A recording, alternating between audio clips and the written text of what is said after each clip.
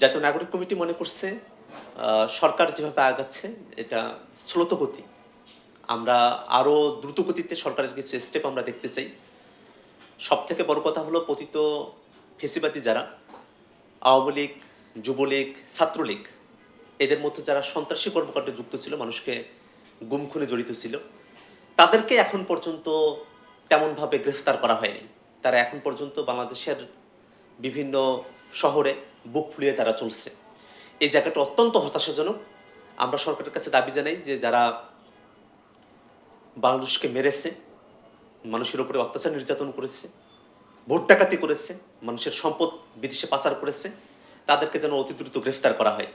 আবার একই সাথে দ্রব্যমূল্য এটার ঊর্ধ্বগতি নিয়ে মানুষের মধ্যে জড় অসন্তোষ তৈরি হচ্ছে। সরকারকে শক্ত হাতে দ্রব্যমূল্যের যত সিন্ডিকেট আছে সেই সিন্ডিকেটগুলো ভেঙে দিতে হবে এবং পণ্যের সরবরাহ যেন সঠিক থাকে সে ব্যাপারে সরকারকে যথাযথ পদক্ষেপ নিতে হবে। একই সাথে অন্তর্বর্তীকালীন সরকারের সাথে শিক্ষার্থী সমাজ তাদের জন্য কোনো দূরত্ব তৈরি না হয় সে ব্যাপারেও সরকারকে সজাগ দৃষ্টি রাখতে হবে।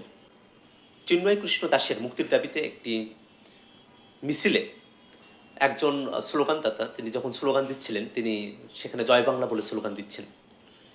স্পষ্ট হয়ে যায় তিনি জয় বাংলা স্লোগান দেওয়ার সঙ্গে সঙ্গে তার আশেপাশের যারা ব্যক্তিরা আছেন তাকে সেই ব্যানারের নিচে লুকিয়ে যেতে বাধ্য করেন।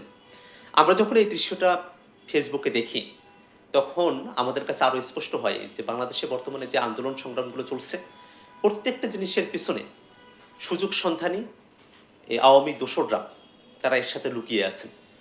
অনেক ব্যক্তি যারা হিন্দু ধর্মাবলম্বী তারা আওয়ামী লীগের রাজনীতির সাথে জড়িত ছিলেন, তারা এখন ইসকন বলেন বা সনাতনী জাগরণ জোট বলেন সকলের সাথে তারা মিশে গিয়ে তারা দেশকে অস্থিতিশীল করবার একটা চেষ্টা করছেন। এই জায়গায় সাধারণ যারা হিন্দু আছেন তাদের কাছে আমাদের আহ্বান থাকবে, আপনারা আপনাদের দাবি দাওয়াগুলো অবশ্যই উপস্থাপন করবেন, কিন্তু সে জায়গায় যেন কোনোভাবেই আওয়ামী দোসররা আপনাদের সমাবেশগুলোতে অংশ নিতে না পারে সেই দায়ভার, সেই প্রিকশন, সেই সতর্কতা অবশ্যই সাধারণ হিন্দুদেরকে রাখতে হবে যেন কোনোভাবেই তাদের এই মিছিলগুলোতে মিটিংগুলোতে আওয়ামী দোসররা তারা অংশগ্রহণ করতে না পারে।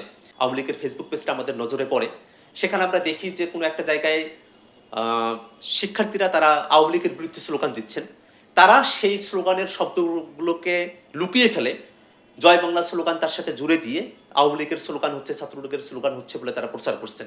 এই জায়গায় দেখবেন বাংলাদেশের মানুষ সচেতন আছে, তাদের ফেসবুক পেজের ওই পোস্টগুলোতে বাংলাদেশের মানুষ হা রিয়াকশন দিচ্ছে এবং তাদেরকে কিন্তু মাঠের কোনো অ্যাক্টিভিটিতে তাদেরকে পাওয়া যাচ্ছে না।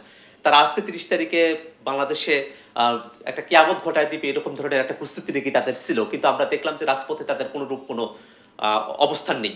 আমরা জানি এই 5 তারিখের বিজয়ের মধ্য দিয়ে বাংলাদেশের মানুষ আওয়ামী লীগের প্রতি তাদের যে ঘৃণার সর্বোচ্চ রূপ বাংলাদেশের মানুষ প্রদর্শন করেছে। অতএব বাংলাদেশে আওয়ামী লীগের রাজনীতি তার শেষ যে দৃশ্যটি সেটা তারা দেখে ফেলেছে। অতএব বাংলাদেশে মানুষকে আর বোকা বানানো সম্ভব নয়। আওয়ামী লীগের পেজে যেসব প্রোপাগান্ডা ছড়ানো হচ্ছে সেই সব প্রোপাগান্ডায় অনেক সময় বাংলাদেশের অস্থিতিশীল যে পরিস্থিতিগুলো আছে সেগুলোকে নানাবিধভাবে ফুলিয়ে ফাঁপিয়ে সেগুলোকে দেখানো হচ্ছে।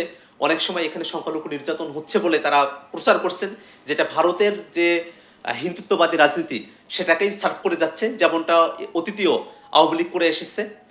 এবং বাংলাদেশের মানুষ আমরা মনে করি আওয়ামী লীগের যে মিথ্যা প্রোপাগান্ডা সেটার বিরুদ্ধে তারা নিজেদের জায়গা থেকে সচেতন আছে।